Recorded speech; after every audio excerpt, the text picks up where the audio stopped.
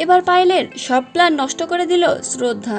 এবার শ্রদ্ধা, অভয় এবং সোনিয়া সবাই একসাথে হাতে হাত মিলায় পায়েলের আসল রূপ বের করার জন্য। শ্রদ্ধা যখন অভয়ের সামনে কান্না করে আর বলে, পায়েল আমার সাথে যা ইচ্ছে তাই করুক, কিন্তু আমার পরিবারের যদি কোনো ক্ষতি করে পায়েল, তাহলে আমি পায়েলকে ছাড়ব না। অভয় শ্রদ্ধাকে সান্ত্বনা দেয় এবং দুজনে মিলেই পায়েলকে ধরার ফাঁদ পাতে। শ্রদ্ধার শাশুড়ি যখন শ্রদ্ধার কথা বলছিল, তখন কীর্তি এসে বলে, আমি চাই দিদু আবার বাড়ি ফিরে আসুক।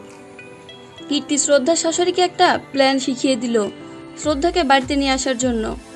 অন্যদিকে সোনিয়া আর বরুণ দুজনে যায় অভয়ের কাছে। তাদের দেখে অভয় অবাক হয়ে যায়। অভয়কে সব কিছু জিজ্ঞাসা করে বরুণ। অভয় প্রথমে কিছু বলতে যাচ্ছিল না। অনেকবার জিজ্ঞাসা করার পর অভয় সব কিছু খুলে বলে তাদের। তারা তিনজন মিলেই পায়েলের বিরুদ্ধে পরিকল্পনা করে। ওইদিকে শ্রদ্ধা ক্যামেরার ফুটেজে দেখে পায়েল কারোর সাথে পালিয়ে যাওয়ার কথা বলছিল। তখন শ্রদ্ধা অভয়কে সব কথা বলে এবং অভয় তখন পায়েলের রুমে যায় চা নিয়ে। অভয়কে দেখে পায়েলের কাছে থাকা ব্যাগটি লুকিয়ে ফেলে।